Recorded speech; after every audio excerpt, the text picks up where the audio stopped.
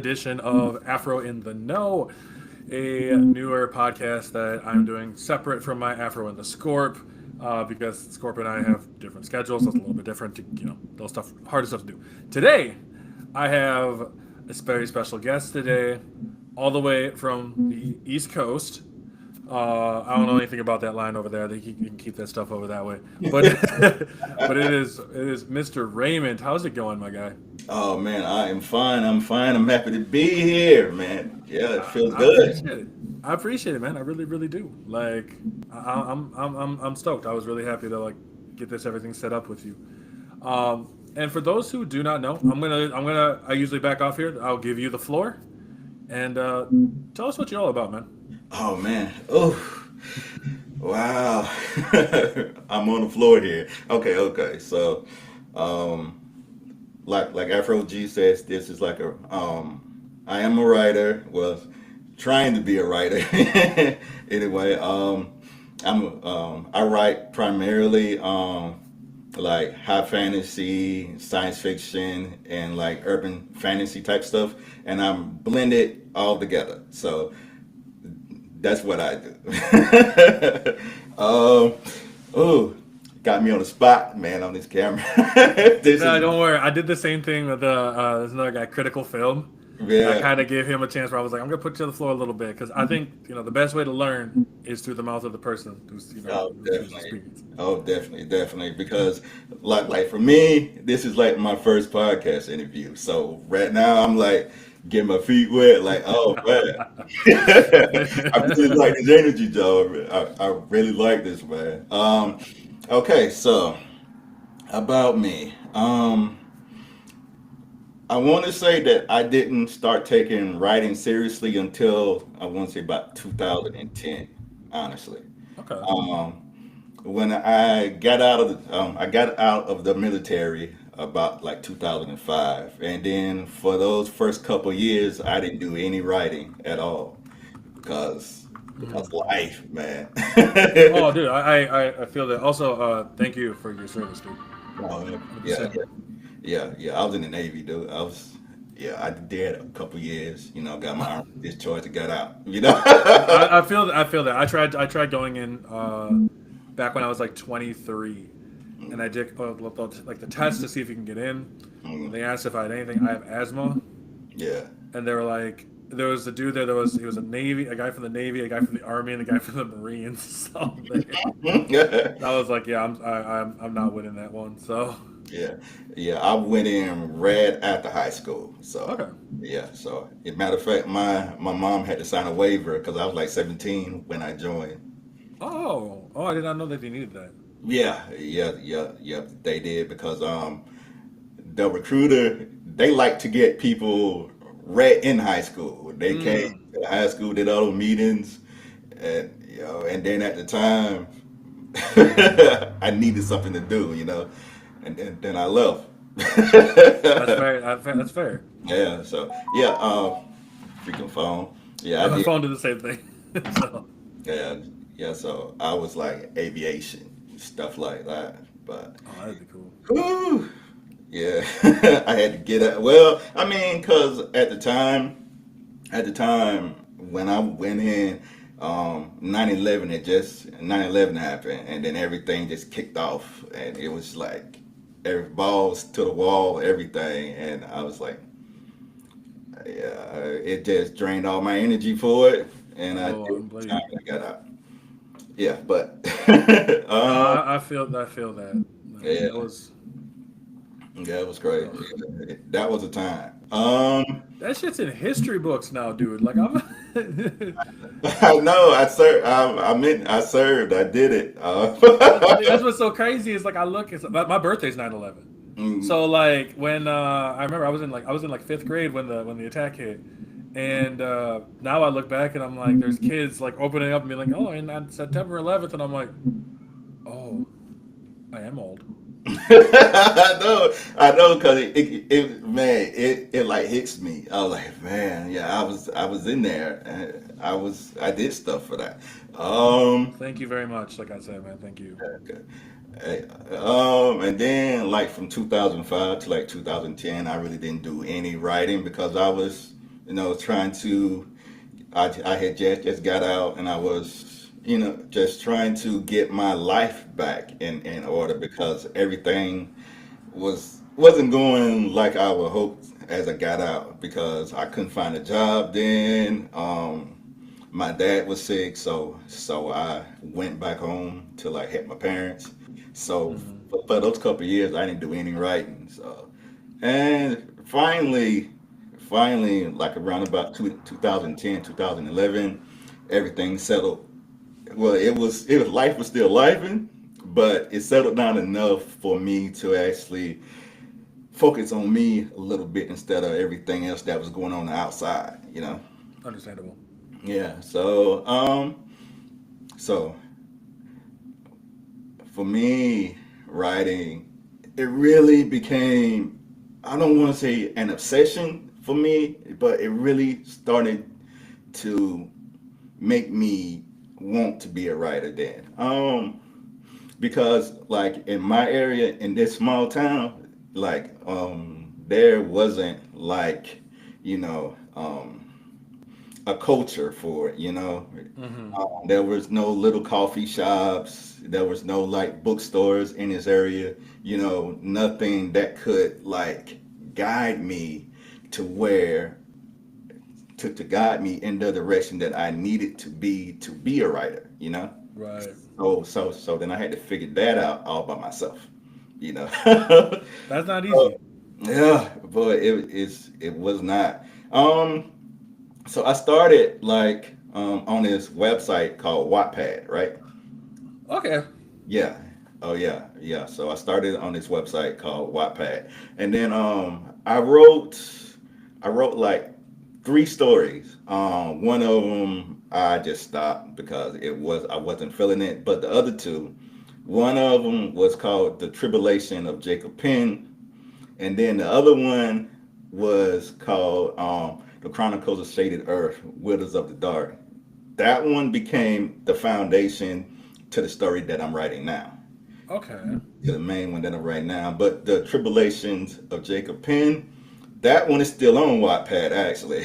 Oh, nice. Yeah, I keep that one just like as a timestamp, like for myself as like a little time capsule to see how far I have became as a writer. Because every time I look at it, I'm like, I wrote that. I don't like it. Those saying to me, the writing is just bad now. But it got some good views. It got some good comments. So it made me think that I can actually do this. It gave me the confidence that I needed to like continue. But yeah, it's still on there. No, I did not take it down. But the Wilders of the Dark, the Chronicles of Shaded Earth, yeah, I took that down because that it has become the foundation to my stories now, to the main series that I've been working on for all these years. Yeah, that one. That's kind of and I gotta ask. So, your like what were they about? Okay, so Tribulation of Jacob Penn. That one was it was kind of like it was like an adult version of Percy Jackson, but with black characters mixed with, I want to say, because I was definitely reading American Gods at the time, so Oh, so then it was like a mixture of that. I've heard that's good. Yeah, yeah, it was like a mixture of both of those.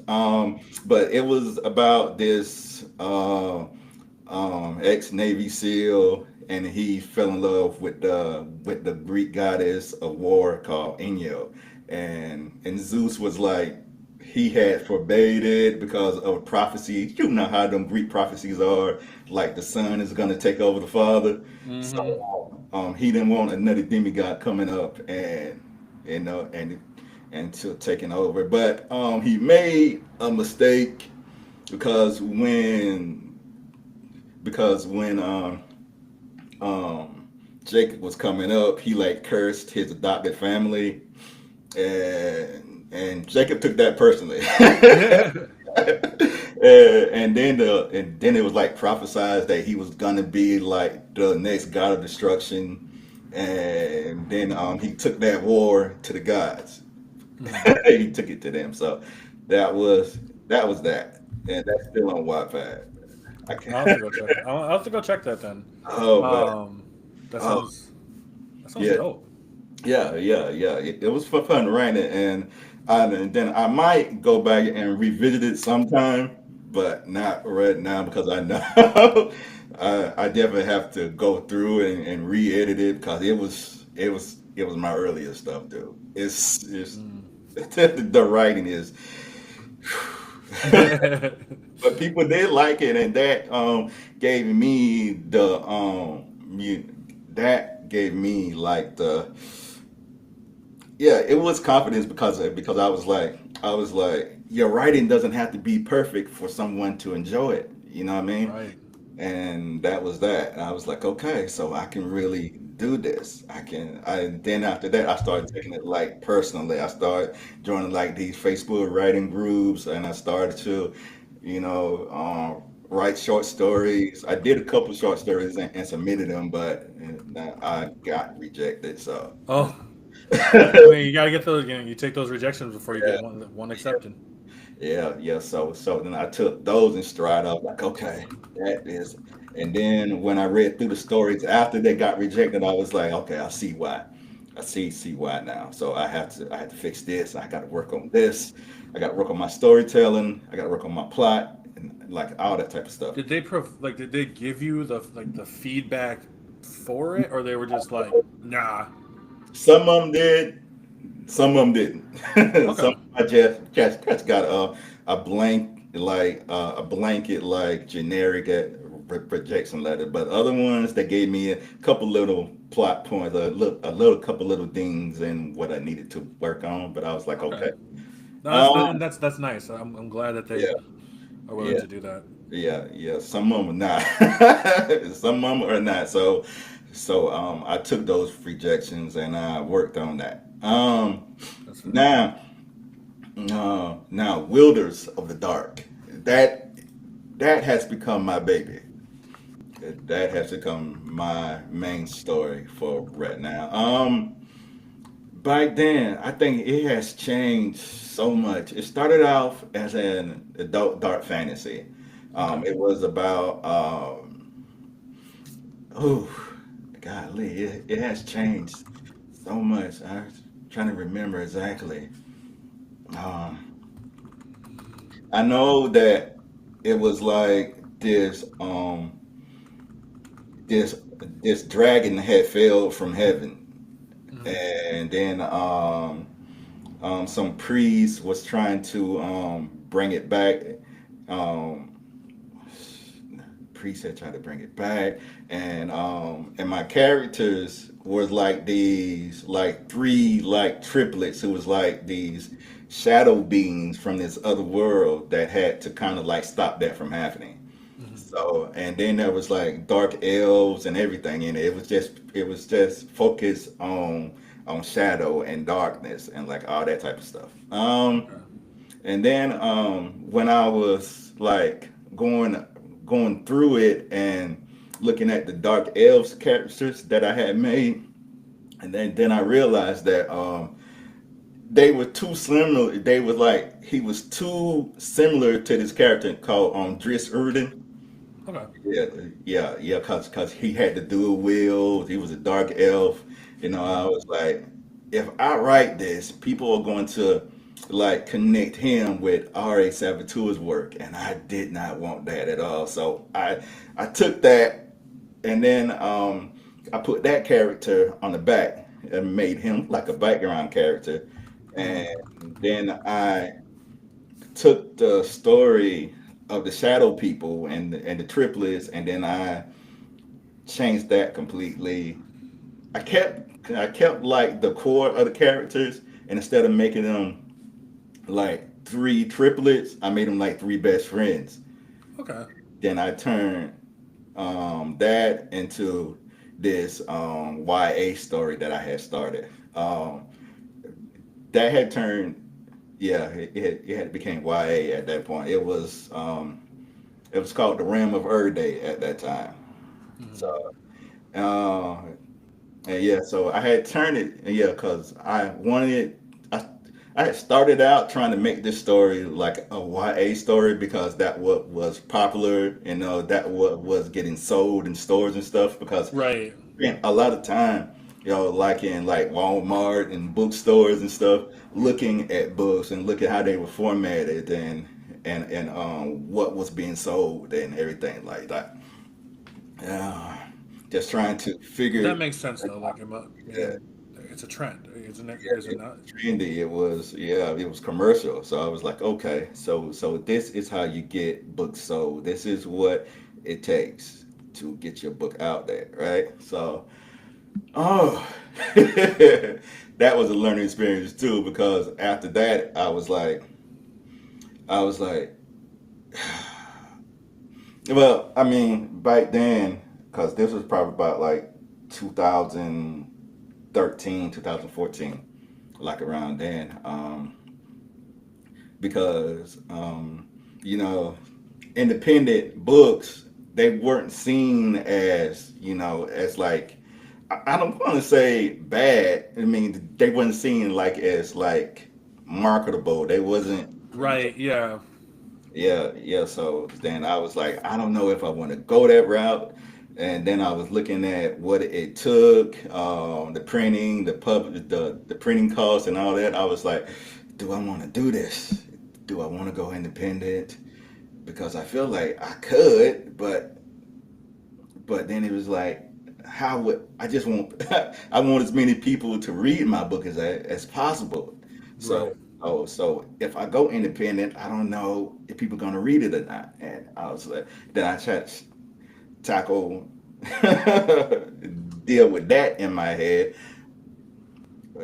while starting to write this book, and then I tackled with that, and then I joined a couple good Facebook writing groups that people was telling me you need to take all of that out of your head. Don't worry about selling your book now. Don't worry about saying marketing and all that stuff now. You just have to write the book first. Write it first, and that is what I was, and that's what I did. I just started focus on writing it. And then it came up about my writing name because I was using like R.N. Murray instead of Raymond N. Murray as my writing name. And then a couple people in the group was like, "Why are you like using a pen name instead of your real name? Because your real name is better than your pen name." Yeah, I was like, That's fair. okay, yeah, yeah, yeah, that's good too. I mean, so no, so join some writing groups. They will definitely help you. Say, well, the right people will anyway. I would say that because everybody's not gonna be your friend. Everybody is not gonna give a fuck about what you're doing. That's Right. definitely for sure. But Well, and that makes a lot of sense. I did something similar where I put mine. I don't know why I thought it was a good idea, but I was running a screenwriting group on Reddit, and so I didn't have a proper formatting at the time, so I kind of winged it in the way that I only knew how. And my first work got absolutely just eviscerated. It was awful, and I definitely was a little hurt. I'm not gonna lie, I was a little, it was kind of discouraging because I did put a lot of time into it. But then I sat back and I actually just all I did was I thanked the other person mm, and the person that just ripped it apart. yeah, And they came back later. They were like, "Yes, like there's stuff you can there's stuff you need to work on. Obviously, there's a lot here." And they encouraged me to go look at this site called Celtex, hmm, which is a for screenwriting, and so I've been using that format ever since. oh yeah, It is. You're right though. Like finding the right group is huge. yes, it's definitely, especially if you don't have a blueprint to how to do everything, and they would definitely help because I definitely took my shots. People, Right. I have had people read my work and then they bring it back and they was like, this is not good, this is not good, and then this and this and this. I was like, okay, I got that now, and then and then I started working on that. Now with this like YA, I had wrote, I had it was gonna be a YA story, and I had got almost to like 200 pages in, and then I Oh, stopped. wow. 200 pages in, and then something hit me, was like if I continue with this story like this, and then the other stories that I had planned, cause it was gonna be like this 4 book series. Mm. So then I was like, if I continue on like this, I'm gonna have to do some time skips and everything, because the later content is gonna be not good for these high school kids that I have based this book upon. And then I was like, I don't want to do a time skip, but I'm gonna have to if I continue on with them like this, because they was like freshmen in high school at the time. So I was like, nah, I'm not gonna not gonna do that. So I changed them from high school kids to college, and then that changed like my whole genre to like new adult. Mm. And that's what I'm working in now, because new adult is just like from like, I want to say from like 18 to like maybe like 30, and my characters are and my characters are like 25, Okay. so they are like adults. And then I was more comfortable writing it. Then I was like, okay, so now all these situations that I put them in, I am okay with, especially going forward in the story, because it's gonna be dark, it's gonna be rebellion, it's gonna be like wars and everything like that. So I was like, okay, good. I am happy with that. I'm good with that. I like that a lot, though. Like, that's smart. That's smart because I mean, it is. It's especially if you want to show that or like a book, whatever kind of source of media. I mean, it's so different, from a high schooler to an That, adult. That is yeah. huge jump in Yeah, mindset. it was definitely it was definitely a huge jump. And so then I didn't like get rid of the YA book altogether. I use that as just as lore, as background for my characters now. So Mm. everything that happened to them in that YA, it happened in their past. So that is what made them these characters now. So I go back to it every now and then, just sprinkle in some lore, from their childhood days and into the story. Um, so So, then, ooh, so there's a question here. Has there been any challenges due to the change in times and the ever-changing new generations of kids, young adults, and new adults that pop up? oh, It's a really good question. oh yeah, that is a good. Does that pertain to like the story, or is he asking I'm about? guessing, like the just like our own societal times and how it changes within the story, like how they talk and all that stuff as well. Oh yeah, oh, like definitely. Like those characters, like when they was like in high school, they was like bullied a lot, his they was bullied a lot, and then those and that shaped them, because they had to figure out how to make that stop, how to like how to live in their own skin, kind of. And then at the time, they didn't really have the abilities and the powers that they have now. You know what I mean? So, Right. yeah, I mean, for me, I used a lot of my childhood when I was writing those characters, and it was like to a high. Whew, it's how it's much it's of this? How much? it's tough. How much of this do I really want the world to know? No, that's understandable. Yeah, That's yeah. what's I Um, know. I'll speak with myself. I've done the same thing where like I think it's fun in a way mm, to put a bit of yourself into the characters.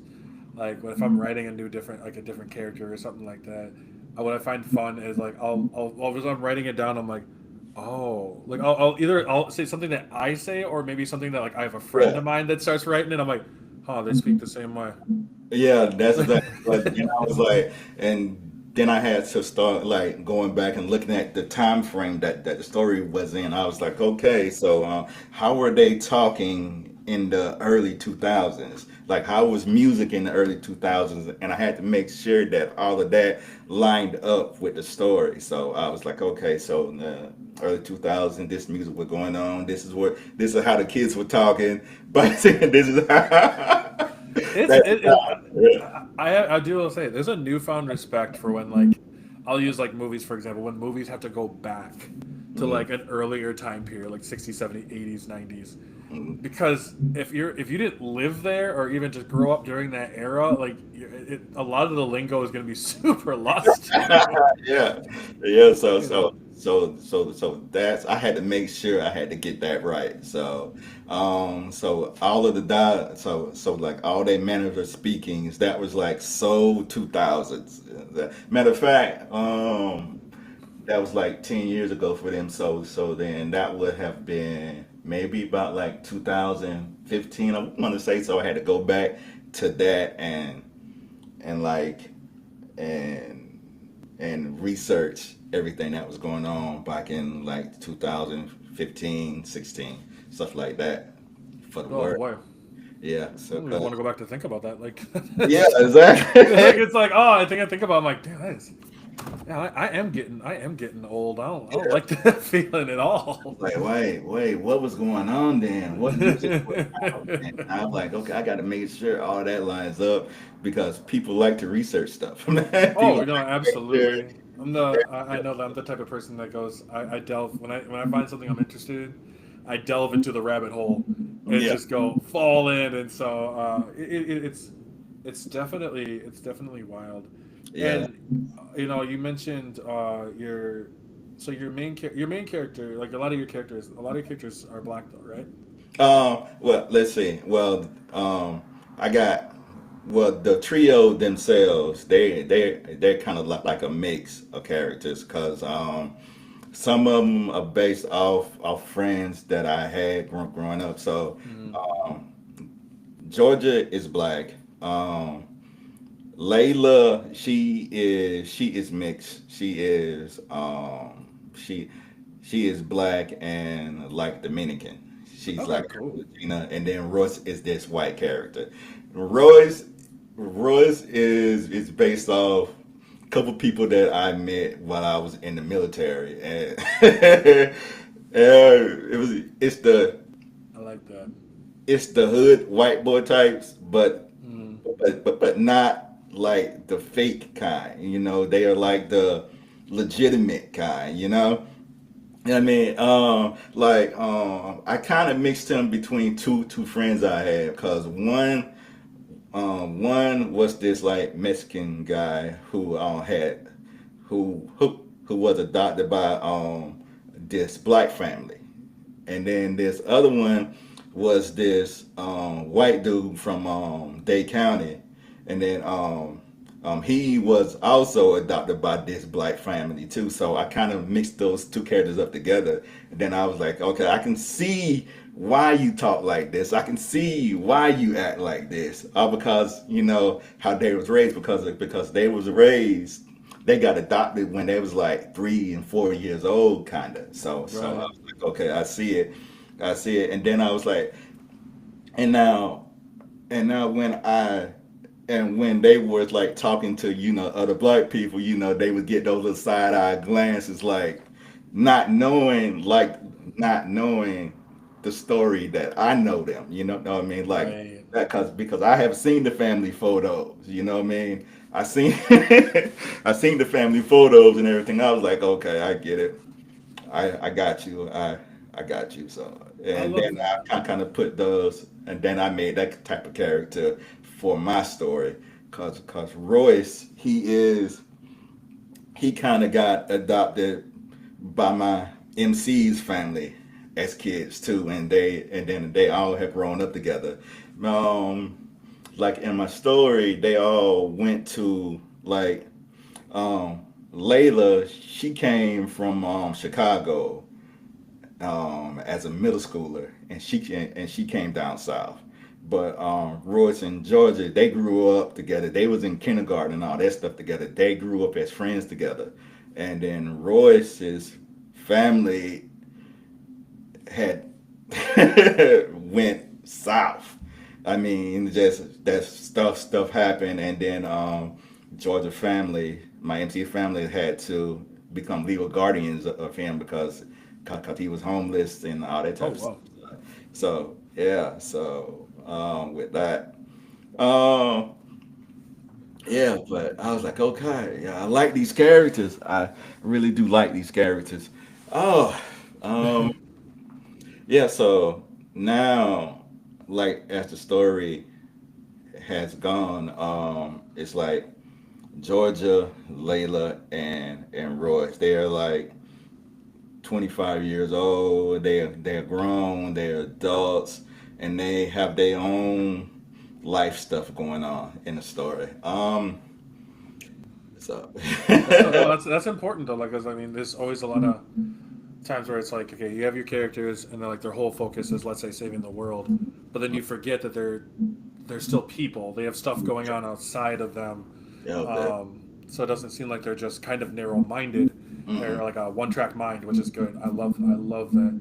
Yeah. Uh, I have to ask though, because I'm guessing you since you said it's a fantasy story, I'm Hmm. guessing your story has a central antagonist, a person that I can call possibly a villain. Oh, definitely. There are two villains. Well, there is a main villain. There is this like this little sub villain, but the main villain of the story is the government, is the royal structure around them.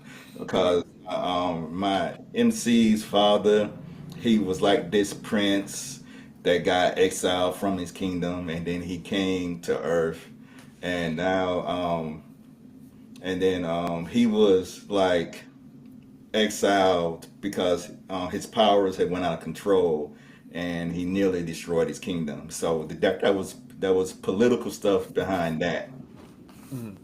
and then yeah, there was political stuff around that. And then when he came to Earth, um, he met my MC's mother, and of course, they had the kids and everything like that. But as far as the political stuff, um, my MC's father, the king, he is about to step down now, and he needs an heir, and then there are like these other houses trying to take the throne from him because of what the prince did by nearly destroying the kingdom.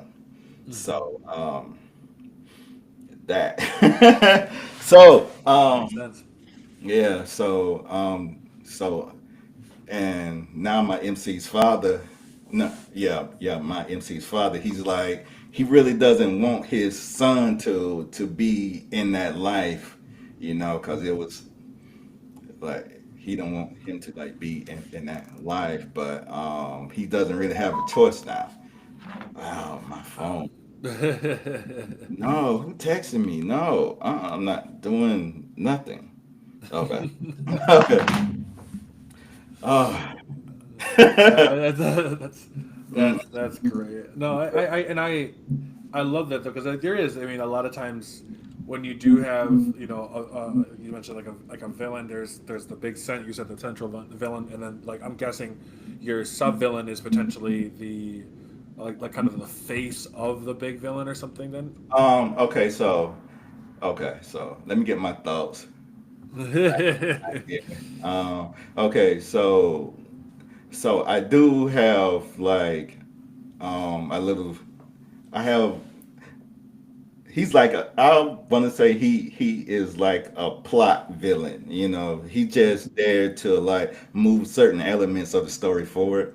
Mhm. So and he is like this like dark creature, that like this parasite that has taken over this one like real decent character, like this one pure good character, and made him do horrible things. And now his only purpose, like the good character, is like this. His name is Ezra, and he got infected with this like demonic parasite, and that parasite had forced him to do like all types of evil stuff,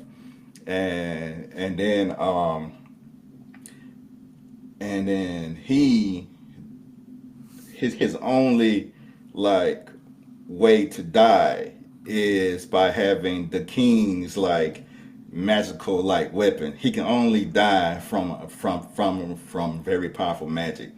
But the king, he was like, no, I'm not gonna kill you because of what you did. You know what I mean? Like all the crimes you have committed against, so our people that was once your people, I'm gonna let you live with that, and then I'm not gonna kill you. And so now, no, he has that villain has to live with everything that he has did, but he also wants to die to like stop this parasite from like doing more evil stuff.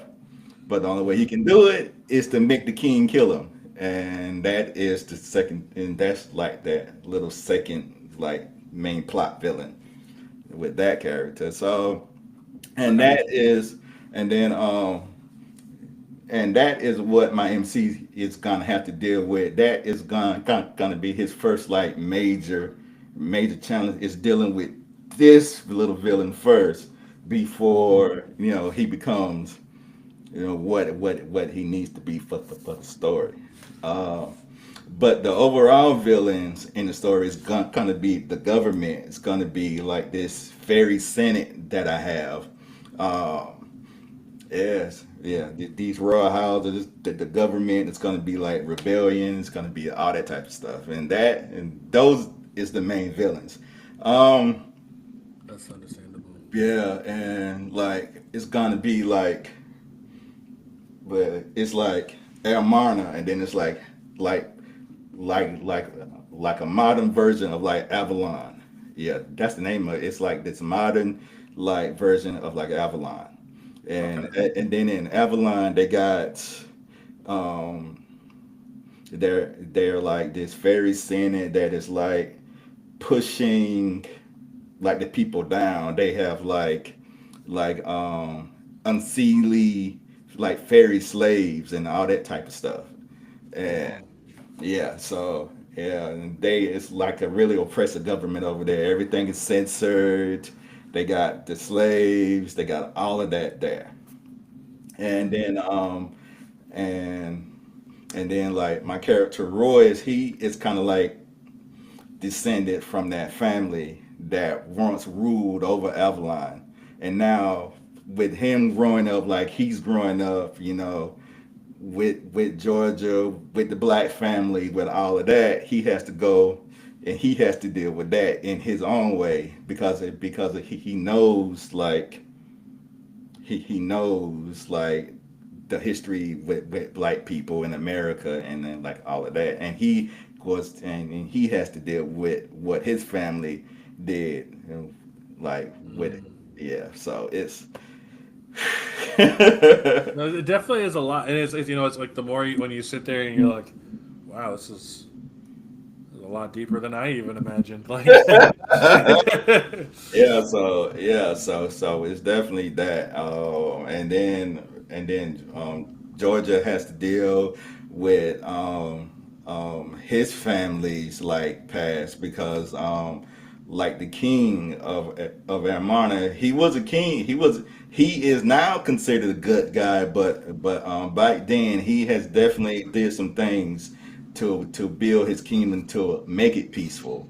mm, And and now when he's like goes through like the history of what his grandfather did, he's like he's not really a good guy, but I know saying everybody thinks that he is, but he's not, and he's like it's this the type of king that I want to be.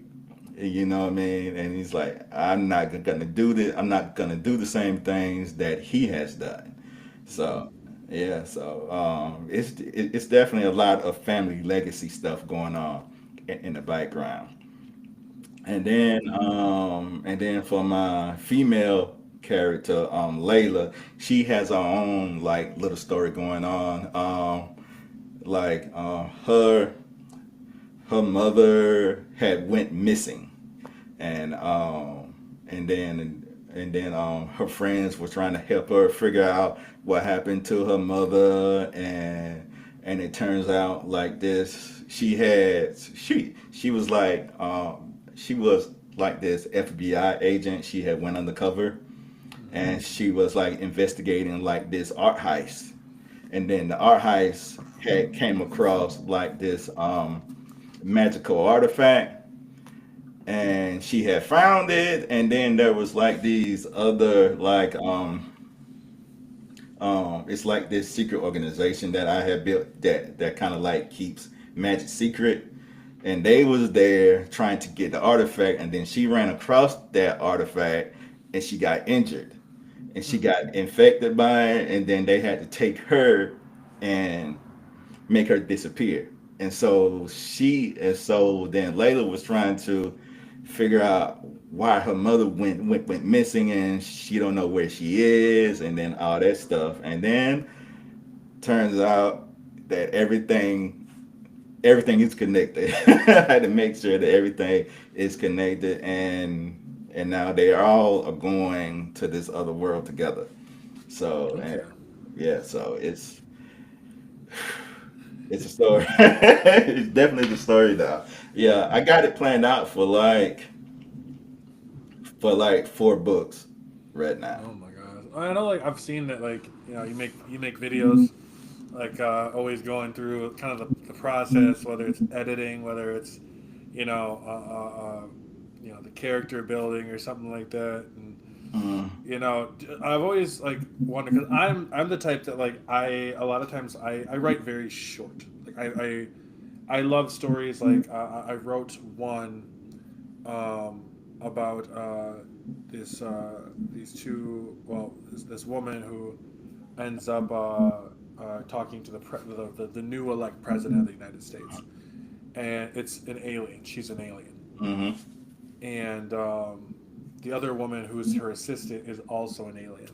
Their goal was basically to infiltrate Earth, and they've done it. She has become that, and it's just them talking, more or less how she's mentioning how she's not really ever going to be able to look through her eyes anymore, mm, and how even though I would love she's mentioning like you go and tell I think I call them the Mappa, right, which is like her people, and she's yeah, like, no, just one moment, you know what I mean, like you've yeah, done, and so I've shown that they're also together in it, you know what I mean, like they're also like romantically involved and stuff like that, oh, very yeah, yeah, subtly, and it's just very short, but like I got the and to me in my mind I'm like I got the full story of what I'm trying to tell in just a couple pages, yeah. and I love doing those, like I love those.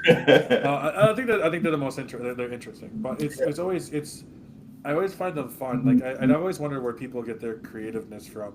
Like I'm doing a short story right now, screenplay style, from through the perspective of like Mrs. Claus. If you combine Mrs. Claus and like John Wick almost, Those and I stories just are always fun. it's Those, just something, yeah, they just enter your brain, and I throw on some music, be like, okay, that's good enough, and I just go. So I've yeah. always wondered where do you get your creative freedom, Oh or man. you get those juices flowing, you know what I mean, like Okay. when they just So, hit.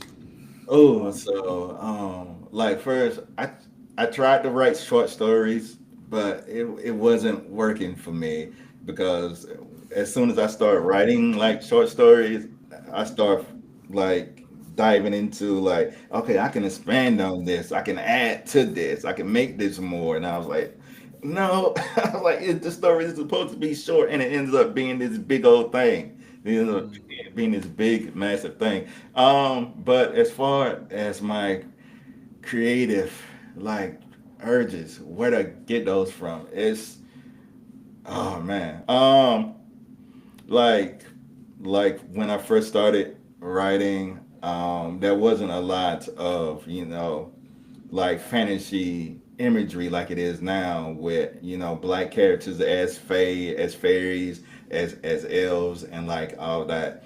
So for me, you know, I built all that from my own thoughts, from my own mind. right. But I have been, inspired by pictures that I've seen online, like from like Pinterest and fantasy magazines and all that. Yeah, but mostly Mostly I had to. Uh, Mostly I've been driven by myself. But yeah, but I don't know. I don't know what actually urged me to write this. I know that one time when I was walking home one day, and then I was just coming home from the library at the time. Um, and then it was just like this, like open field, like by my house, and then I just stopped, and I was just staring like everything, looking like a crazy person, like, and then I was just like lost in thought, and then I don't know, just like something hit me for a story. I don't know what it was, and then I was just like it, I took it as as a sign, I guess. I don't know, but it was just like it was. I can't really explain. It was just like inspiration. It just had just hit me for an idea for a story, and I don't know where the hell it came from. And I kind of took that. A random picture, a stray thought, a random conversation, a passing joke, anything and everything can ignite that match in your brain. Yeah, that's exactly what it was. It was just like a random, just Oh my gosh, I love that. oh, that is my sister's. She's gonna have to wait. Call her back later. I don't know what you're calling me for. But yeah, it was just like a random like thought just like entered my brain. Um, but I want to say what really what really inspired me was the fact that I couldn't find any stories at the time with black people as fairies, as elves, and anything. And the only thing that I could find that really came close to what I wanted to write was these stories called Shadowrun. Gotcha. Yeah, Shadowrun was like this massive like tabletop game, and there are a few books about it. There was like elves and magic, and like it was like cyberpunk with elves. Okay, it sounds familiar. I feel like there's. Yeah, because it was like from the 80s, dude. Like late 80s, early 90s. It was cyberpunk with elves. And I was like, yeah, this is what I want to write. This is the type of stuff that I want to write. And that is what really inspired. That is what really inspired me. I was like, okay, these are the characters that I want to write. This is the type of stuff that I want to write. And quite frankly, I haven't seen really anything like that since. Anything really similar. I know there's a lot of science fiction stories. I know there are a lot of fantasy stories, but it's not. I haven't seen many that actually combine all those elements together like Mhm. that. And that is what I'm writing now. That makes sense to me. If you don't see it, just go and do it yourself. Yeah, You yeah. know, and it's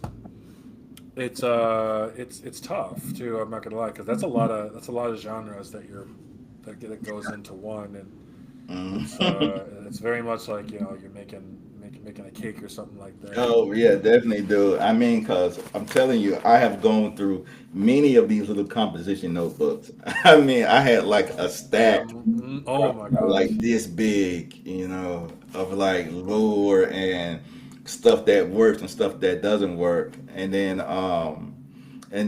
like I said earlier about going into some of these like Facebook or like writing groups and stuff that I was in, I would have discussions of what works and what doesn't work, and like world building tips and everything like that. People would say, like, remember that Fae are like allergic to iron. So how are you gonna make sure that you keep that in your world? Then I was like, okay, so if they are allergic to iron, I have to make sure, like, how would that really affect them coming to Earth? Because in this world that I created, there is no iron.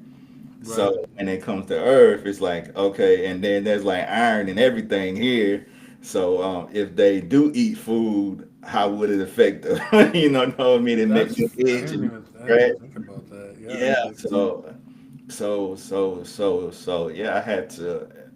I have definitely been definitely lower upon lower that I have made. Like like in this like speaking on that like in this world that I created called Earth Day, be like I had made it so that I had to make it so that the world elements are like different than Earth to make it make sense of why Fae are allergic to iron and then all of that. So I made it like that this planet when it was forming, it formed differently, and instead of like iron in its core, they have like this other element that I call like topa, and okay. instead of iron it's that. And then when they come to Earth, since they don't have like that iron in their system like Earth does, it makes them itch, it makes them scratch, and it's different. So and when my MC father came over here, he kind of had to adjust, and he had to eat like mush and Right. mush and make yeah And till then it's so crazy too because it's like it's those little things you don't even think about. yeah. Like right one here, they got messed up if they actually ate our cereal. Like, Okay, he did, you know what I'm saying? He actually had to adjust to he he had to adapt to it because it was like the mush. He had to eat like really organic stuff. You know what I mean? mhm. His wife was like, it was like, when you first came over, you couldn't eat any of our food. She was joking with me. He was like, I still itch a little bit. So it was, yeah. I had to make sure that the little things match up in the world building, so this definitely has been a lot. Oh, I Uh, can imagine. That's why I always wondered, like when I see those, because those competition books, I use the same thing, and I'm like, man, could I look at like I'm a big anime fan myself, so when I look at like a show like Naruto, One Piece, or Bleach, I'm just imagining like Oda just having a whole closet just full of like those books, just like, and none of the books say what is the One Piece like. Just, Oh God, I definitely feel like that I have had those moments because I definitely have had books after books and pages and pages open. I know that my computer has been, if the FBI would like look at my search history, it would be all over the place. Oda is a super nerd. I'll bow before Oda. Oh, uh, definitely. Yeah. yeah, definitely. You got a good question here too, actually. So when it comes to names of anything, how much of it is you just winging it, and how much of it is you taking inspiration that of all already exists? Because man, I suck at names. Okay, so That's a good um, one.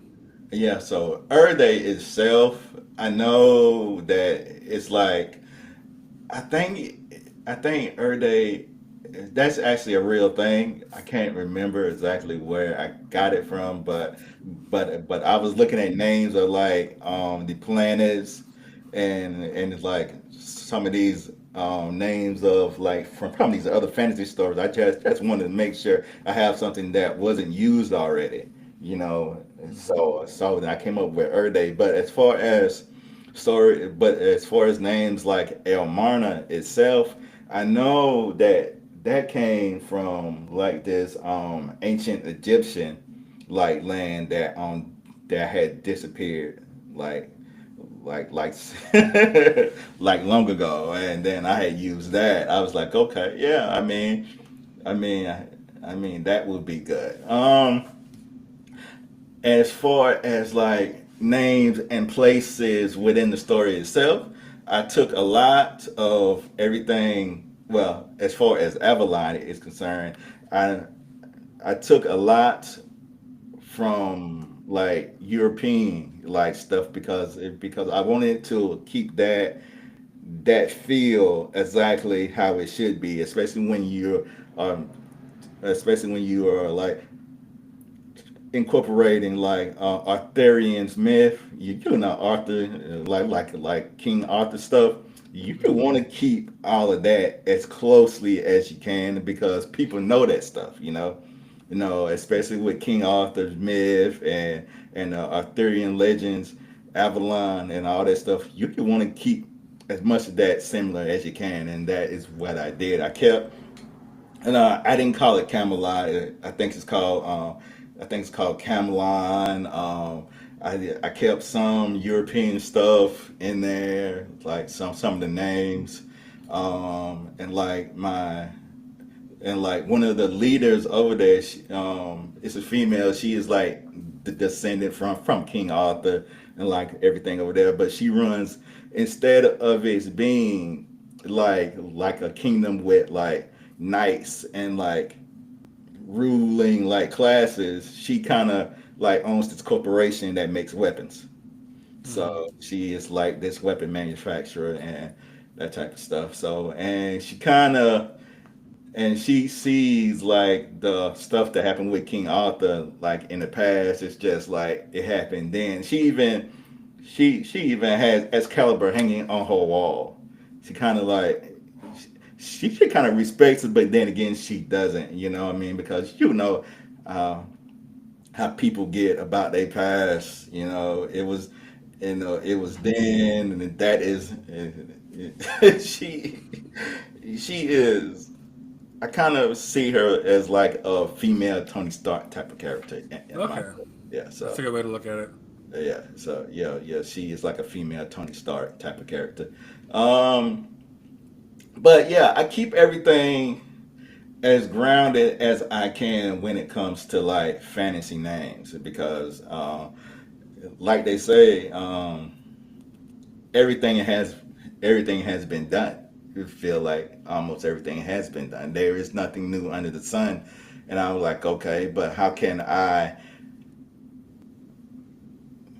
I use that to like keep it grounded? So I have used like names and places in like history, and it's deeply um, yeah, Earth history is deeply tied in with this world that I created because like us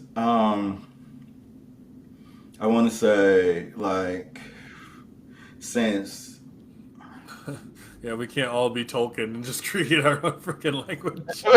no. Like with the language, I kind of like made it like phonetically like similar, especially when the alien language. I instead of because I was like I can't like you said, and Tolkien creating his own language. I was like, oh God.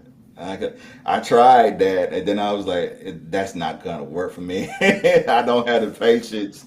No, that's hard. Like the fact that he made his own language is just Yeah, dedication.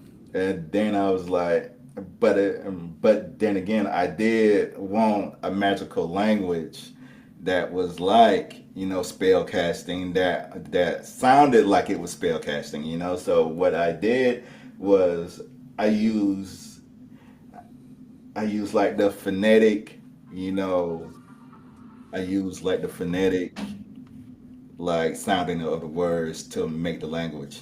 We could always just use Gen Z alpha language or whatever speak that is. Oh, Also, oh, that's gonna make me feel old. I'm not gonna lie oh, about that, Gen Jack. Z, oh, language. Oh my God. Yeah, and it's funny because it does. Everyone does have their own language in a way, and I will say like that's one thing that's I found really interesting about something like I'm gonna go back to Skyrim, right? Mhm. Because the dragons had their own language. Yeah. And so I remember reading in there that when they're shooting their fire and lightning or whatever it is, they're just speaking their own language. And I'm like, I mean, I thought that was cool. It's a cool way to introduce it. You know what I mean? And introduce a different language into there Yeah. and see how they do it. Yeah, and then like I do have like um like these other creatures, they have their own language. Like the trees in my story, they actually speak like tree speak, but you have to study to kind of like understand it because it's like wispy wind type and rustling of the leaves and like all that type of stuff, and you actually have to study it to like understand it.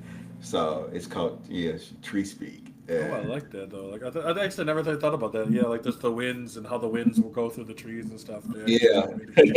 yeah, because I was inspired from that because of like remember that Disney Pocahontas talking about the language of Color the, of the wind. yeah, yeah. So I was inspired by that, and I was like, okay, yeah, I can use that for like the trees and like all that type of stuff. And I was like, okay, yeah, I and that love that.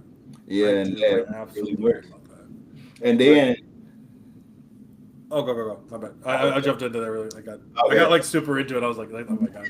Yeah, because at the time, my mother who had passed away, she was like big on flowers and plants. She had like flowers everywhere. She had like a real green thumb, and then I was kind of inspired by that because she would be outside talking to her plants and everything, and I was like, yo, yes, I could put that into my story, and so I made like this whole tree language and everything, and then like when my MCs actually went into to the forest as kids, they actually like scarred their name on some trees, and then when they came back. When the whole bunch of magical stuff happened, the trees were like alive. They was like, I remember what you did. You did this. Oh no no. You did this, yeah. You said, and the trees and the forests was actually mad at them. They was like, "No, I know you are not coming back after this after what you carved into my trunk and all this type of stuff." So I mean, yeah, if someone went and carved into my skin, I'm pretty sure I wouldn't be happy. Like, yeah. So I was like, "Okay, yeah, I like this, yeah." But oh my God, yeah, yeah. exactly. Oh, the Dark Elf says, "Bro, your lack of res for reals is straight copium. Take your glizzy and biggity bounce."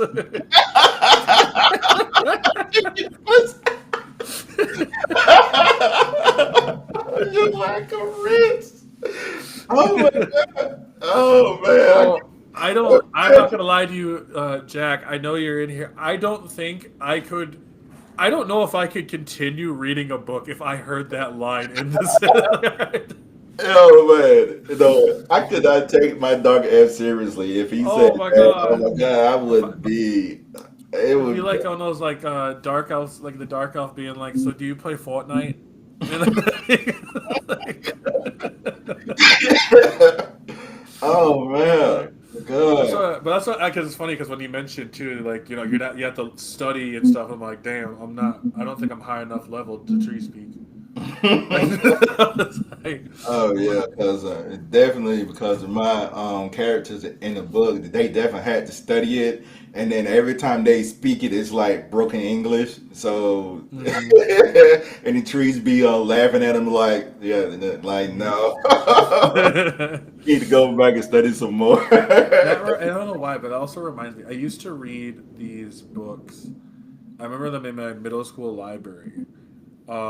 But they used to read these books, and they were. It was so weird. It was like D&D in the book. Hmm. So you had like they would set up. You have so much for your materials, your inventory. You have your stats and blah blah blah.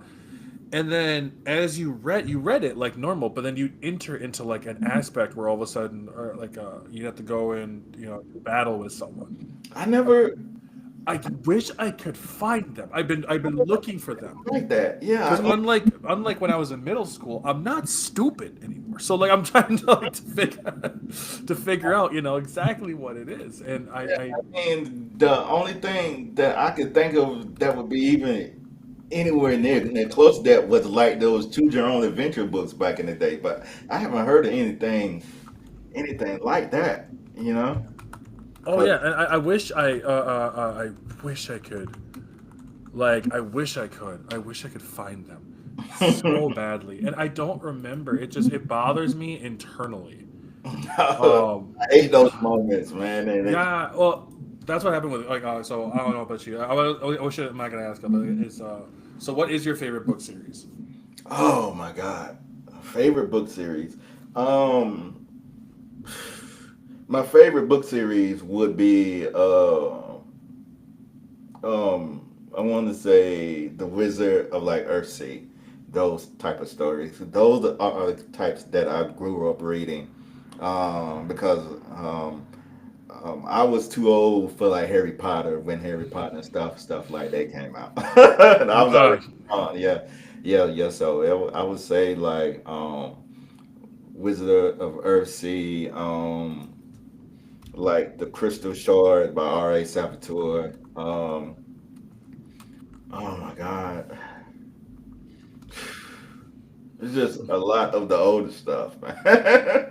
it's Ah, hard. yeah, so, mm, golly. I don't know. I I think don't because I know like for myself, it'll always have a soft space in my heart, and it's always gonna be the Goosebumps series. They're know. always something that will sit there, and that's actually why I got back into writing because I used to write. I started writing when I was like 8. Like developed my own superhero, all that other kind of stuff, and then I stopped for a long time, and then I started kicking back into just hobby writing. Oh yeah, no, I'm saying my favorite book as a kid was like scary stories to tell in the dark. Ah, scary stories to tell in the dark. I love those ones. Oh And yeah, yeah, oh yeah, yeah, yeah. it was the Goosebumps series, and I never got to finish the series, right? Because I was missing a book, and it Oh was Chicken. It was one of the original set of books, right? yeah. Probably like $200 now. But the original set of books, and the Chicken was missing. And when I was working with I was working with troubled teenagers for like 3 years, and during that time, I found it. They had the book, Oh and man. so I would sit back because I had to sit in this classroom because this classroom like the kids were act up, and it didn't help that the teacher wasn't very Yeah. was a yeah she was kind of an old head too, but like I would sit there and I would read the book, and I'll always remember this, and I kept telling this kid because he just kept acting up, and I was like, dude, knock it off, like you're getting ridiculous. And he did it a couple more times, and I look at him, and I'm like, "So help me God, if I gotta put this goddamn book down." And and he looks at me, and he's like, "What's so great about the book?" And I'm like, "Oh, I'm walking outside." I walk him outside. I'm like, "This is the last book, and then I finished the entire thing. I finished my whole thing. You see the Goosebumps book? I finished it. So I'm gonna finish this book. You're gonna stop making noise, and you're gonna continue with your studies."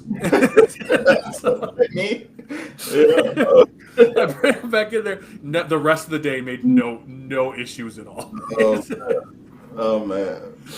Like, And so I loved it. Like and that and Del Toro Quest. I don't know if you ever read those ones, mm, but they were. If you ever had a chance to look them up, they're like more like for like teenagers and stuff like that. Like it was like a younger audience, but they'll always stick into my mind because that was my first real dip into fantasy. oh man. Let's see, cause like my favorites were was like Stephen King books, like Stephen King, and then and Neil Gaiman until all this stuff about him came out. I was like, Neil, why do you have to do all that stuff? No, Oh it was I'm not gonna lie, like there's a lot of Stephen King. I'm really surprised that my middle school also had Green Mile. yeah. I mean, good. Great book. Loved the series. Maybe not appropriate for 13-year-olds. You know what I'm saying? And yeah, and it's like some of my favorite stuff was like Stephen King's. It was like the whole Dark Tower stuff. Oh, Yeah, did you yes. watch the movie? I saw the movie, and See, I I didn't know about the book series, so then I watched the movie first, and I was like, I don't get it. I saw the movie. I read the books, and I was like, why did he have this made, Stephen? Like, Why is it's this all villain right. Why is this villain Matthew McConaughey? Like, Why is he Matthew McConaughey? Like no, like oh my god, like no.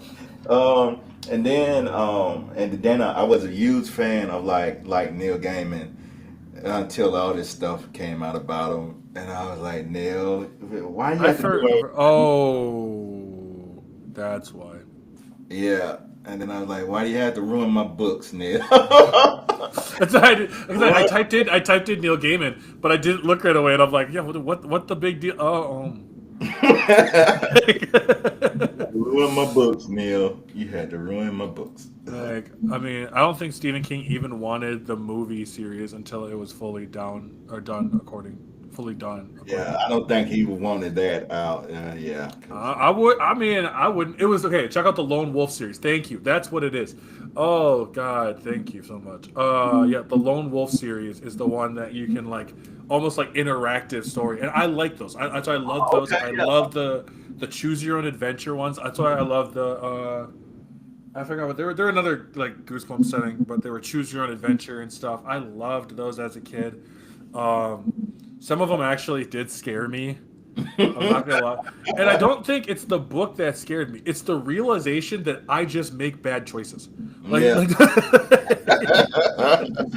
You know what I'm like saying? But life would not be life without bad choices, man. oh no, absolutely. But like, I remember one of them was like, oh, it's like a big ass. There's like a big ass plant monster, right? In it, and like I would always end up going to the wrong spot, and then I don't. Oh, I died, and so I had to go back and restart. And I was just like, wow, I am terrible at that. Like, if I get caught in any kind of real life situation like this, like, Mm. I don't know, like the labyrinth, with the big ass minotaur, I'm not going. Like, I make too many bad choices. Bad choices. Oh my God. Like, Oh man. You know what, man? I'm really enjoying this whole podcast stuff, man. I ain't never really did anything like this before. So oh, dude, it's fun. Me and Scorp have done it. I've known Black Scorpio for years. I don't even know how many years it's been, Scorp. But like Jack's another one. I haven't had him up on here yet, but I'll get him up on here eventually. mm, O'clock. But yeah, they're fun, dude. I honestly have a really good time with them. yeah, man. It's nice just to get people all together. I'm trying to do like a bigger one coming Yeah. up here with multiple people. We Oh, did that once and it was fun. So oh man. Yeah, yeah. No, some because I'm like, dude, I was like, I need to like start, practicing doing like this face on camera stuff. That's what got my joint like TikTok in the first place. I was like, I need to right. get, saying used to doing this stuff, and it's like, Well, I know you've seen some of the lives that I've done. Like the one I had a gaming live today mm, that turned out really well. mm, We talked about a lot of stuff. We talked about building a better gaming community. We talked about like the whole red pill and how we can try to move men away from that space. God, yes, Why like there's such an issue when it comes to representation. There shouldn't be low key, but whatever. yeah, But we talked about all that, and we talked about it in a way that was not really attacking yeah. the people, but getting to understand that there is a severe problem with that. Yeah, yeah, Um, because I had stopped by your live earlier, and then I was just, doing my morning doom scroll, and then I saw it. I was like, oh, okay, yeah, let me stop in here real quick. And then I heard like some of your conversations. Then I did my normal couple likes, and then I moved on. I no, was like, and that's the thing. Like that's why for ours, the group that I have, it was nice because it felt like it was always done in a way that had to have a sense of respect because attacking is not going to work. yeah, But we are being realistic in the stuff that we're saying yes, about these people. So like if it hurts your feelings, sorry, but that we're just literally clarifying mm, an issue yeah, in the gaming spirit. My goal is to have a better community in the gaming sphere. Yeah, yeah, definitely. Um, Because as soon as you start bringing up like red pill this and then representation, then somebody gonna come in and start screaming DEI this and try to troll and make it toxic and oh like yeah, and that's the thing is glad like glad that doesn't happen. no, and you know it happens a lot online. These, you know, I said before, these are the same people that'll also not say it to your face. Yeah. And the thing is, you know, I've had it before where they were like, well, why, you know, they had to take historically, you know, these historically white characters, and I'm like, honestly, nobody would have a problem with it if they would just tell the black stories like they should. Yeah. Tell more black stories. That's what people are asking for, Yeah. and then they don't. And I think I made a low key jab about how Disney, because I said that Disney doesn't like. I mean, I'm not saying it's absolutely true, but it was like one of those things where it's like Disney doesn't necessarily like black people. If they did, they'd stop switching them every time they get a chance. I was like, I was like, Soul is a good movie. I like Soul. Uh, but why do I, like, half the movie I have to stay as the literal Pillsbury Dough Marshmallow Man? No. Like I was like, and then in Princess and the Frog, love Princess and the Frog, fantastic movie. I think it was a great setting for New Orleans and everything in there. Love it, except for the fact that we spend a majority of time we'd only get a little bit of the time of her actually being, you know, all being A black, prince. and after Yeah. that you're just a frog. Yeah. You know, I'm not saying it had to happen because of the story, sure, but I wish that they would also just keep it the entire time. And Yeah. so, um, you Yeah, know, yeah, but we definitely do need more black stories out here because, oh my God. well, like I love mythology, right? But I feel like always the big mythologies are always Norse, Egyptian, Greece, Yeah. right? And it's funny because Greece, for the majority of it, is I believe canonically white. Hmm. Egyptian is, I will get in canonically Egyptian. I'm not getting into that. Are they black or not debate? I'm not doing that. And Yeah. Norse is canonically white, which was always hilarious when they brought in Angerboda, which most people didn't even know the fucking name of the goddess, or the giant of Angerboda, the wife of Loki. But Yeah. when in God of War Ragnarok, when they made Oh, her God. black, it was like, "Blah, I know she's not that. canonically," and I'm like, yo, you have a dude like Loki who smashed a giantess and then proceeded to have a snake as a kid and a wolf as a kid and a demoness of hell. Yeah, I So I know. was like, does this is your big problem, you know? Yeah. And so that's Yeah. the it's so stupid. And I'm like, I can't wait for them to realize that the Teenage Mutant Ninja Turtles are actually canonically black. Yeah. Like they are, I believe, I don't remember what comic it was, but the original writers of that stated that if they were human, they would be canonically black. Like, And I was like, oh, I can't wait for that movie. yeah, I can't.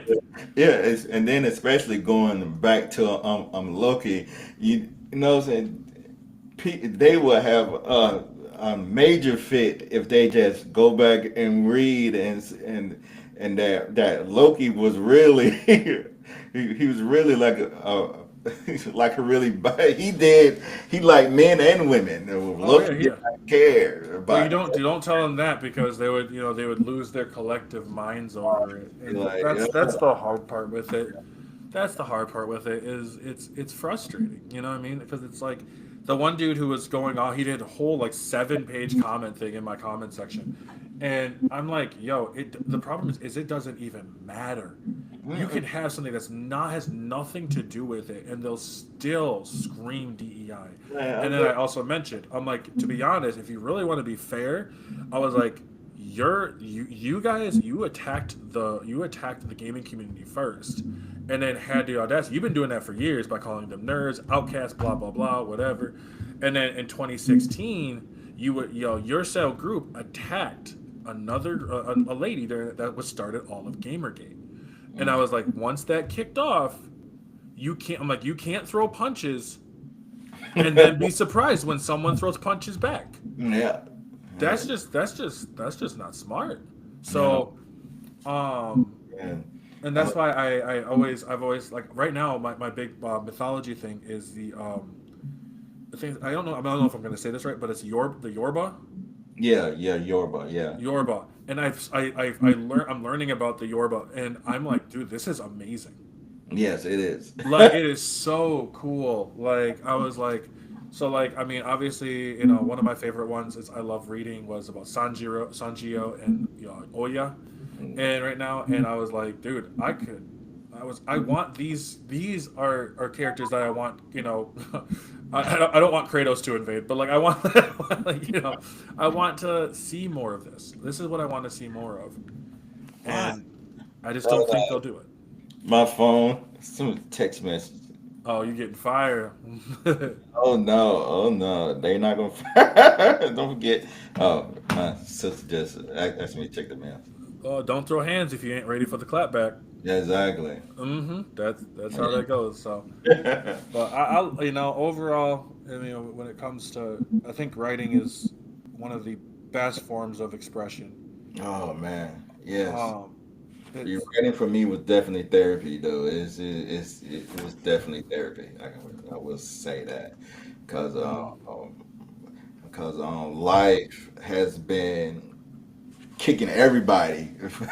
life life is definitely life in right now. I will say. oh, absolutely. Like, and that's why It's definitely therapy. It's definitely therapeutic. that's what it is, and that's why like, it's fun, it's enjoyable, it allows you to I think humans are made to be creative. Um, we are made to be creative, so I encourage people to go and write and get your thoughts out on characters because I've used my own issues into my characters. Yeah. You know, um, Hmm. for the school that I'm part of, I had to make a character and then move the plot along, right, with a little bit of dialogue. And so I made this. I did a whole screenplay thing where I made this character called P Speak, and I got inspired by I was like it was actually through one of the characters reminding me of is Moon Knight, right? It's through Yeah. Khonshu, and so this person during this event, because it was only like a page or two long, because I can only keep it a page or two long, and the whole thing was that it was about this woman who is going into this almost like a cult, Yeah. and she's up in the woods somewhere, and this person, she knocks on this door, and she goes into the wood, into this shack which has a trap door, and then it would cut to Peacepeak telling his story about when his name used to be David, and so it was like a silhouette of his mother screaming at him and just telling him that he wasn't good enough and blah blah blah.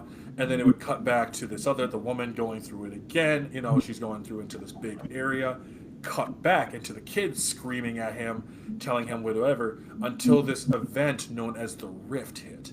Oh. And the Rift was it was a supernatural event where energy from a different universe cut itself above this above I think I had it originally it was like a city, but I didn't have a determined place, right? And I've made a lot of characters just around this Rift event. Oh. So the it exploded, which actually for some reason I don't remember exactly why, but it fused him. It merged and messed with him. So his face is distorted. It looks very much almost like his face has like a weird almost beak. Like imagine like a human bird hybrid Oh man. to it. His eyes are like abnormally large. They're like orange almost. Oh, I can see. But they're Yeah, that's awesome, dude. yeah, they're huge. He's bald. He's like how you see like a bird move and their heads are constantly kind of moving like very very sporadically. That's what his is. So when this girl goes into this area, there is a cult of people all in pews, and behind the tabernacle is this peacebeak. He's long. He's got like these bony almost like bony arms. And this girl is dressed in the same outfit, kind of like this weird outfit of theirs, and is trying to hide among them. And he's talking about how his ability allows it so whenever he touches a person, they instantly fall under the persuasion of Peacepeak. Oh, okay. And so, Wow. because one of his big things was he felt he was never enough, so now his ability makes it so that people crave to be around him. They Oh, can't help it. Just seeing him brings this like other. It's almost like a. It reminded me of like when they talk about the angels in biblical sense. They're supposed to be just so odd that they like, you don't really can't really perceive them, but they're supposed to be this peacefulness to them, oh, okay. and they're all wearing these bird-like masks, and like during it as he's talking about it, talking about how like what peace came up with and how he's going to change the world. It's more than that, and he ends up pointing to the woman, and everybody in that cult just slowly turns their head to her, and Oh, as she tries to run, the doors slam in front of her so she can't get out. And I think I had it is that everything fades to black and you hear her scream. And the last thing he says is, "All hail Peace Speak." oh man, And, and that's awesome, dude. I ain't like, oh it boy. was, I had to do that for school. And I was just like, I sat there and I was just, I was sitting there and just typing away at it. And I sent it to my mom. And my mom's like, I didn't really understand. I was really I like didn't get it at first, and I had to kind of explain what it is. She's like, because it was so creepy. I was like, this is. I was like, she's like, I was physically uncomfortable like reading this. Yeah, no, once you get into those writing zones, man, it just comes out. Oh, they're so much fun, and that's what it is. It's. That's why with when I finished last night, I was like, it was like 1 in the morning, and that's why I started working on the one with Mrs. Claus. Hmm. And the whole story of it is that Mrs. Claus she's watching. It's around Christmas time. She's watching, like the kids and stuff, and everyone's playing and everything. And all of a sudden, time slows down, and this elf shows up named Maynard. Yeah. And he shows up with these two, like in this jacket. He's got jacket and glasses on. And he's got a broken egg on his back, Man. right? And he's talking that Santa. So Santa's dead. Santa Oh. was taken out.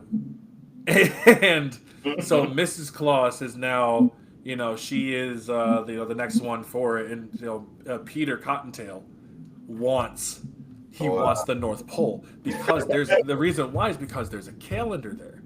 That calendar allows if I use that calendar and I rewrite days, that changes humanity's aspect of what those holidays are. Oh man. And So, so yeah, so I'm writing this and I'm like just going along with it, just doodling away. And I'm like, I want Mrs. Claus to be a badass, right? well, Miss And Clark. so in there, Maynard's trying to talk. He's kind of comfy. He's trying to play it off. Hey, I used to be an elf with you. I just this just made the better sense to me. Blah blah blah. And then they got these two massive like rabbits, both in like red, black sunglasses. I love that shit. And so all of a sudden, as she's talking, both of them just get there. It's a little red dot, right? Hmm. And the little red dot looks up, and boom, they both get taken out. Oh And they man. drop to the floor. Both, I'm like in a pool of their own blood. There's literally brain matter spilling out, Oh man. and he's sitting there freaking out. And Mrs. Claus is just like, nah, this ain't like. Basically, like she starts saying how like we built that empire together, but like it was different. He might have been the face, but I was the brains and the brawn of this operation. Yeah. Like, and Oh, so Santa, Santa got the big, them Santa's natural coat. The coat always changed to fit. So hers is much more silk. It's a little more silky down the line. She man. doesn't. I mean, despite the fact her being so old, she doesn't look old. She might look like she's probably in like her like early 40s. She's got like white hair. She's got the glasses. Her coat has like this like big old like fur around the top, around the brim of it. You know, Yeah, and awesome, dude. oh yeah, and it was so much fun because she ends up walking out, and Maynard's like freaking out, and realizes the one that took them both out was Rudolph, and so Rudolph took them both out, and she hits a little click thing on the chair underneath it, and she starts walking out, and she's like, oh man, I really missed your hot chocolate. That's a shame. You know what I mean? But then she like walks out, and I remember exactly what I had that she walks out with. But like she basically tells them that you chose the wrong side, Yeah. And he's sitting there, and all of a sudden, next thing he realizes that glitter shoots up and it starts to singe off his. He's just singeing his hand, and he just disappears out of existence. Oh And man. then when time starts, everyone keeps going through like normal. They can't see the rabbits. The rabbits have now disappeared out of existence too. Oh So wow. everyone's moving, and she just walks out of the mall. Oh wow, man. That is. And I mean, and plus, you don't see that often because usually when they make stories about the North Pole and Santa Claus being a badass, it's usually focused on Santa Claus being the badass and not Mrs. Mhm. Claus being the badass, and that's awesome Oh though. yeah, and I loved it because I had this like she has like she pulls a cigarette out, and then every time when she lights it, boom, that's when the gun went off. So that was supposed to represent the signal that she had for Rudolph as soon as he saw that light. Okay. And it's so it's just like I was like having so much fun with it, and I was like, Oh bro, I'm man. not gonna lie to you. Like I would write this and send it off as like a Quentin Tarantino film, because that sounds like something he would do. You know what I mean? Like, like Oh, Pulp Fiction meets. oh yeah. And so I'm talking with my friend, and I'm like, I need to find out exactly who I would have play like Mrs. Claus, and my brain was like firing on all cylinders trying to figure it out. Oh Still yeah, can't man. figure it out. Oh man, yeah, cause yeah, right now I'm working on my main story, and then I have this like other little story that I'm gonna kind of write like years later, but I'm already building that now, and it's like a science fiction like space opera type of story. It's kind of like oh my God, it's like when the that's like when aliens kind of like seeded Earth. Um, it was they gave like it was like melanin. It was supposed to be like this superpower. Yeah. Mm. So and then about like every like 10,000 years, like this cosmic like entity comes out and start like devouring suns, and now it has chosen, saying, our son to feed on next. And then like this like alien civilization that has been fighting this like cosmic thing for like millions of years, they kind of need like our help now because they have like evolved to like be peaceful, like I and like that. yeah, and they have evolved over the years to be peaceful, and they had seeded like Earth to like one day help, and then like the black people, and then like melanin is supposed to be like this superpower, and like all of that. It's like I'm still building it though, but it's Right. like oh my god.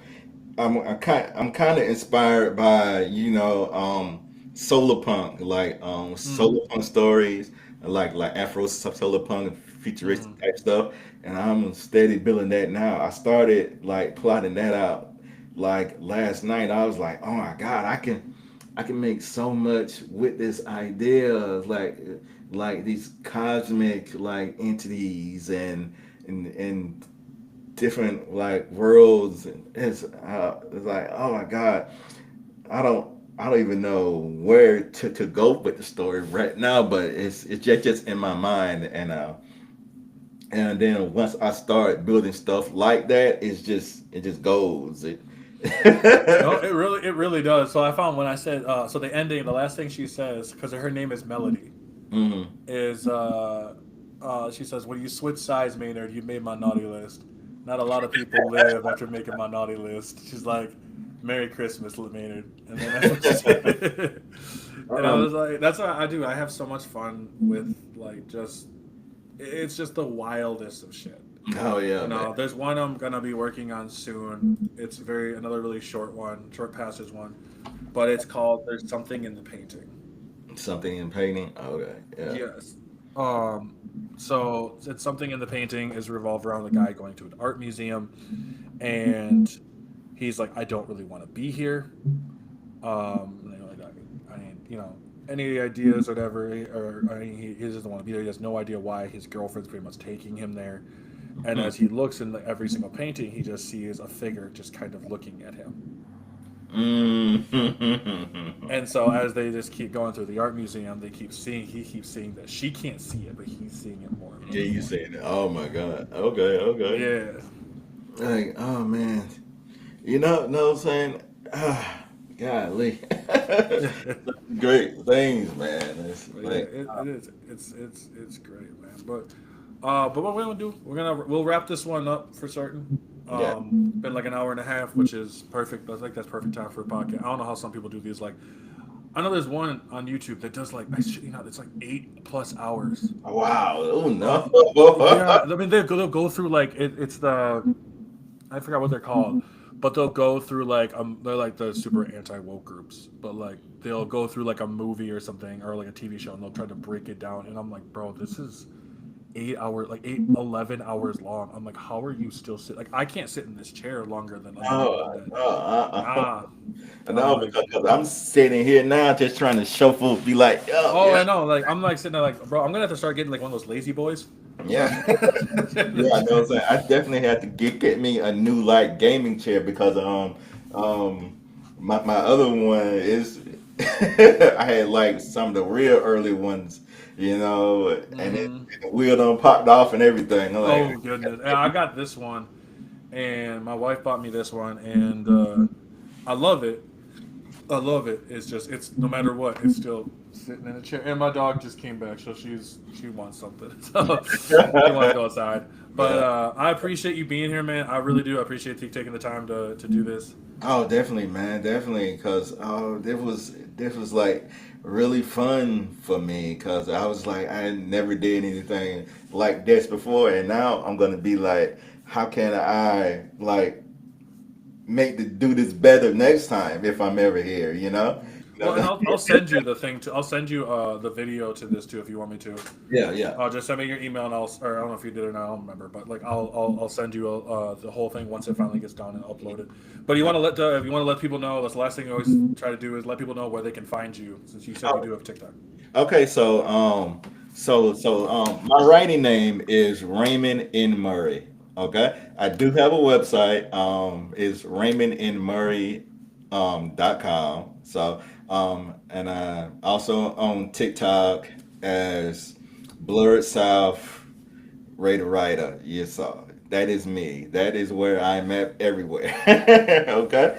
But yeah, look for me. Look for me. I'm gonna be coming out pretty soon. No, it was great having you here, right? Thanks for All right. chatting. So Oh yeah. So right now I'm about to finna hop on my PlayStation. yeah, I'll probably gonna let my dog out and then do the same thing. Yeah, yeah. So, but as everyone else, you guys know where to find me up on YouTube, Twitch, TikTok, all the other good jazz and all the other shit. So I'm All not right. gonna explain myself anymore because I'm sick of doing it. Alrighty, everyone. I'm Taylor from Afroofficial G, and I'll catch you all in the next one. All right. All right. And we're all done. So, alrighty, man. I appreciate you being here. Ooh.